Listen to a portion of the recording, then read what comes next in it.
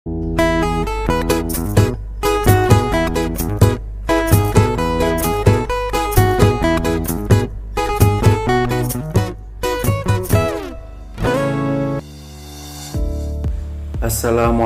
warahmatullahi wabarakatuh.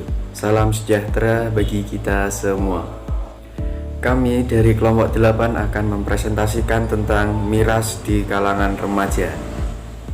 Sebelum memasuki ke materi, perkenankan saya untuk memperkenalkan kelompok kami. Yang pertama yaitu Indah Khairun Nimah, dan yang kedua yaitu Irma Minhatal Husniah. Yang ketiga yaitu Kamila Ulil Fadlillah. Dan yang keempat yaitu saya sendiri, Muhammad Fathurozi. Pada presentasi kali ini dibagi menjadi dua sesi. Sesi yang pertama, sesi penyampaian materi. Sesi yang kedua, sesi tanya jawab atau diskusi di WA Group. Baik, untuk mempersingkat waktu, langsung saja kita memasuki materi yang pertama, yaitu latar belakang. Seiring dengan perkembangan zaman, arus globalisasi yang semakin kuat tidak dapat dicegah lagi. Tak hanya itu, perkembangan globalisasi juga diikuti oleh perkembangan teknologi yang semakin pesat. Dalam kondisi ini, yang harus berhati-hati adalah kaum remaja sebagai generasi bangsa. Karena kaum remaja mudah sekali terjerumus ke dalam arus globalisasi yang tidak semuanya memiliki dampak positif. Terbukti sekarang dengan banyaknya kaum remaja yang mulai kehilangan norma-norma berperilaku baik. Akibatnya yaitu semakin banyaknya muncul perilaku kenakalan remaja. Salah satunya adalah perilaku meminum minuman keras oplosan. Perilaku meminum minuman keras oplosan sangat meresahkan bagi masyarakat karena dapat mengganggu tatanan kehidupan bermasyarakat. Nah, apa sih yang dimaksud dari minuman keras oplosan itu? Jadi minuman keras oplosan adalah minuman beralkohol yang dibuat oleh oknum-oknum yang tidak bertanggung jawab dengan mencampur bahan-bahan yang tidak layak untuk dikonsumsi dan dapat membahayakan kesehatan. Minum miras memiliki dampak-dampak negatif, yaitu yang pertama gangguan fisik, yang kedua gangguan jiwa, yang ketiga gangguan Kamtibmas, dan masih banyak lagi dampak-dampak yang diakibatkan miras. Yang pertama, gangguan fisik menimbulkan kerusakan hati, jantung, pankreas, dan peradangan lambung. Otot syaraf mengganggu metabolisme tubuh, bahkan menyebabkan kematian. Yang kedua, gangguan jiwa. Miras dapat merusak secara permanen jaringan otak sehingga menimbulkan gangguan daya ingatan, kemampuan penilaian, kemampuan belajar, dan gangguan jiwa tertentu. Yang ketiga yaitu gangguan Kamtibmas. Perasaan seseorang tersebut mudah tersinggung dan perhatian terhadap lingkungan juga terganggu, menekan pusat pengendalian diri sehingga yang bersangkutan menjadi berani, agresif, dan bila tidak terkontrol akan menimbulkan tindakan-tindakan yang melanggar norma serta tindakan kriminal. Halo, saya Irma Minhatal Husniah. Saya pemateri kedua. Saya akan menjelaskan mengenai faktor-faktor mengapa para remaja suka melakukan tindakan minum minuman keras oplosan. Tindakan meminum minuman keras oplosan sudah umum terjadi saat ini di kalangan para remaja. Salah satu contoh kasusnya seperti yang terjadi di daerah Campur Darat Tulung Agung. Gadis belia berusia 13 tahun menjadi korban pencabulan atas dua remaja laki-laki asal Campur Darat. Mereka atau kedua pelaku tadi dituding telah melakukan pencabulan terhadap gadis belia yang sebut saja Kasih asal kecamatan tanggung gunung. Kepada orang tuanya, korban atau kasih tadi mengaku pada Jumat malam dirinya bertemu dengan kedua pelaku yaitu L dan C tadi. Kedua pelaku mengajak korban pesta minum minuman keras.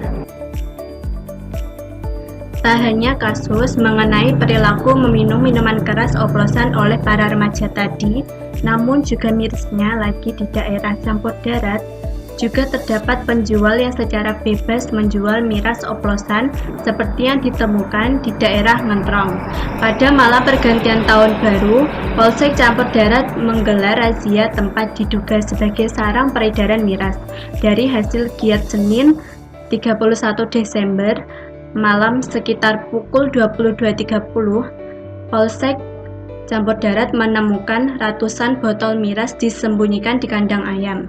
Miras tersebut berada di lahan milik BR 40 tahun warga Desa Ngentrong, Kecamatan Campur Darat. Dari pengakuan BR ini, miras tersebut milik K, warga Desa Gemping, Kecamatan Campur Darat. Ada dua faktor yang melatar belakangi mengapa para remaja suka melakukan tindakan minum minuman keras. Faktor yang pertama yaitu faktor eksternal. Faktor eksternal adalah faktor dari luar. Contoh faktor eksternal itu bisa berasal dari lingkungan. Bisa dari lingkungan keluarga, lingkungan masyarakat, maupun lingkungan pertemanan. Yang kedua adalah faktor internal. Faktor internal biasanya berasal dari diri sendiri para remaja, di mana para remaja memiliki rasa keinginan tahuan yang tinggi dan ingin mencoba berbagai hal yang baru. Ada beberapa upaya yang dapat dilakukan oleh orang-orang sekitar dalam menghadapi masalah ini. Yang pertama, peranan orang tua. Orang tualah yang paling pertama memahami dan mengetahui berbagai masalah yang ada dalam diri remaja. Ada berbagai upaya yang perlu dilakukan oleh orang tua dalam mengatasi masalah ini. Yang pertama, menanamkan kasih sayang. Yang kedua, menjadi seorang ayah idaman. Yang ketiga, menjadi seorang ibu yang penuh perhatian. Yang keempat, menjalin komunikasi yang intens. Yang kelima, hidup rukun dan damai. Yang keenam, menanamkan moralitas sejak dini. Yang ketujuh, tidak membeda-bedakan bentuk kepribadian anak. Yang selanjutnya adalah upaya untuk melakukan ketertiban sosial bagi masyarakat luas. Ketertiban sosial dianggap penting untuk menekan angka kejahatan khususnya bagi kalangan remaja, antara lain melalui yang pertama, penertiban minuman keras melalui operasi sapu bersih. Yang kedua, dari pihak keamanan, yaitu kepolisian, perlu memberikan penyuluhan secara rutin tentang masalah Kamtibmas, seperti misalnya masalah perjudian, pencurian, penggelapan, penodongan, pemerasan, ataupun perkelahian antar kampung. Yang ketiga, dari pihak pemerintah desa, perlu ada perdes yang mengatur tentang masalah minuman keras.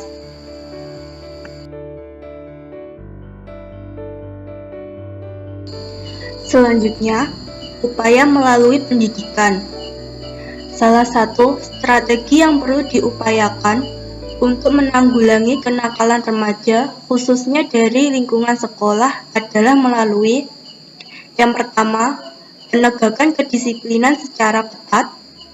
Yang kedua, perlu adanya pengawasan. Ketiga, pentingnya penataan kurikulum. Yang keempat, perlu peningkatan lingkungan pendidikan yang sehat dan berkarakter.